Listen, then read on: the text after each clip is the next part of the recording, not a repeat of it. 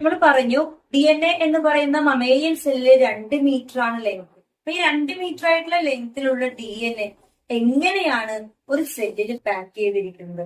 ഒരു സെല്ല് എന്ന് പറഞ്ഞാൽ തന്നെ അതൊരു മൈക്രോസ്കോപ്പിലൂടെ മാത്രമേ നമുക്കത് ഒബ്സർവ് ചെയ്യാൻ പറ്റുന്നുള്ളൂ. അപ്പൊ ഈ DNA എന്ന് പറയുന്നത് എങ്ങനെയാണ് പാക്ക് ചെയ്തിരിക്കുന്നത്? ഹൈലി ഫോൾഡിംഗ് ആയിട്ട് വെച്ചാൽ മാത്രമേ നമുക്ക് അതിന്റെ ഉള്ളിൽ ഇതിനെ അറേഞ്ച് ചെയ്യാൻ പറ്റുള്ളൂ. അപ്പൊ എങ്ങനെയാണ് DNA പാക്ക് ചെയ്തിരിക്കുന്നത് എന്നുള്ളതാണ് പാക്കേജിംഗ് ഓഫ് DNA നമ്മൾ പഠിക്കുന്നത്.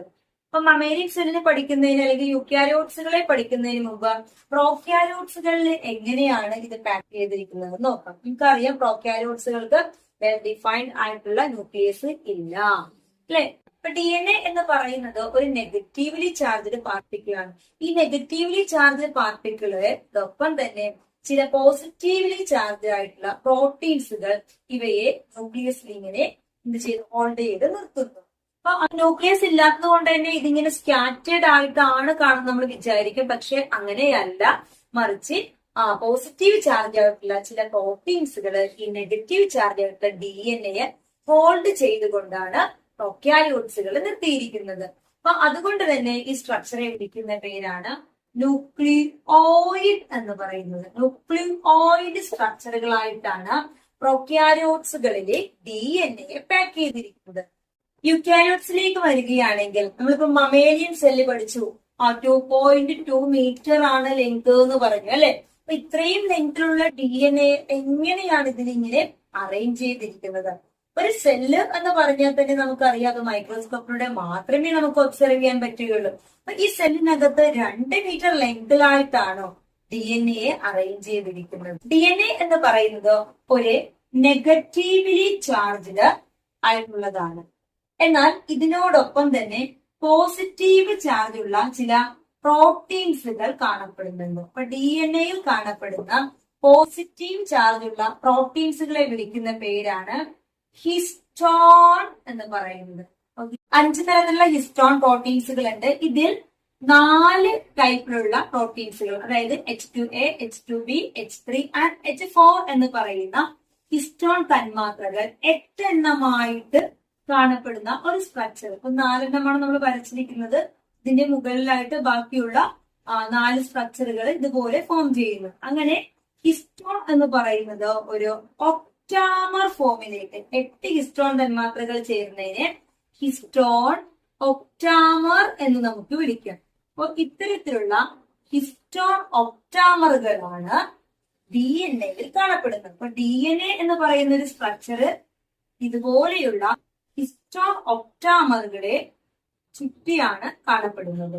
ഓക്കെ, അപ്പൊ ഈ ഹിസ്റ്റോൺ ഒക്ടാമറിനെ ചുറ്റി DNA എന്ന് പറയുന്ന ഈ ഓരോ ഹിസ്റ്റോൺ ഒക്ടാമറിന് വെളിയിലായിട്ടാണ് H1 എന്ന് പറയുന്ന പ്രോട്ടീൻസ് കാണപ്പെടുന്നത്. അപ്പൊ ഇത്തരത്തിലുള്ള ഒക്ടാമറുകൾ കാണപ്പെടുന്നത് കൊണ്ട് DNA-യുടെ ആ ഒരു സൈസ് ലെങ്ത് എന്ന് പറയുന്നത് അത്രയും നമുക്ക് ബേസ് പെയറുകളെ അവിടെ കുറക്കാനായിട്ട് സാധിക്കുന്നു. അപ്പൊ ഒരു 2 മീറ്റർ ലെങ്ത് എന്ന് പറയുമ്പോൾ ഇത്തരത്തിലുള്ള ഒക്ടാമറുകളായിട്ടാണ് ചേർന്നിട്ടാണ് DNA ഇങ്ങനെ പോകുന്നത്. അതുകൊണ്ട് തന്നെ ആ ലെങ്ത് എന്ന് പറയുന്നത് അത്രത്തോളം ബേസ് പെയർ, ഏകദേശം 200 ബേസ് പെയറുകളോളം ഈ ഒരു ഒക്ടാമർ ഫോമിന്റെ അവിടെ നമുക്ക് ഷോർട്ടൺ ചെയ്യാനായിട്ട് സാധിക്കും. ഇത്തരത്തിലുള്ള ഈ സ്ട്രക്ചറുകളെ, ഹിസ്റ്റോൺ ഒക്ടാമറുകളെ ചുറ്റിയുള്ള DNA സ്ട്രക്ചറുകളെ വിളിക്കുന്ന പേരാണ് ന്യൂക്ലിയോസോം എന്ന് വിളിക്കുന്നത്.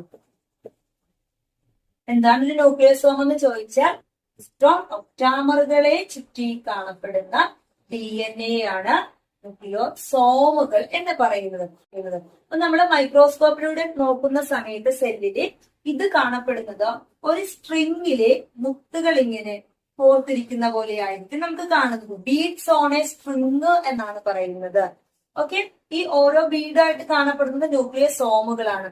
അത്തരത്തിലുള്ള സ്ട്രക്ചറുകളെ നമ്മൾ ക്രൊമാറ്റിനുകൾ എന്നാണ് വിളിക്കുന്നത്. ഇത്തരത്തിലുള്ള ക്രൊമാറ്റിനുകളെ സ്റ്റെയിൻ ചെയ്യുന്ന സമയത്ത് അതിന്റെ സ്റ്റെയിനിങ് പ്രോപ്പർട്ടി എന്ന് പറയുന്നത് 2 തരത്തിലായിട്ടാണ് ഒബ്സർവ് ചെയ്തത്. അതായത് ചില ഏരിയകളിൽ ഡാർക്ക്ലി സ്റ്റെയിൻഡ് ആയിട്ടുള്ള ഏരിയയും അതുപോലെ തന്നെ ചില ഭാഗങ്ങൾ ലൈറ്റ്ലി സ്റ്റെയിൻഡ് ആയിട്ടുള്ള ഭാഗവും കണ്ടെത്തും.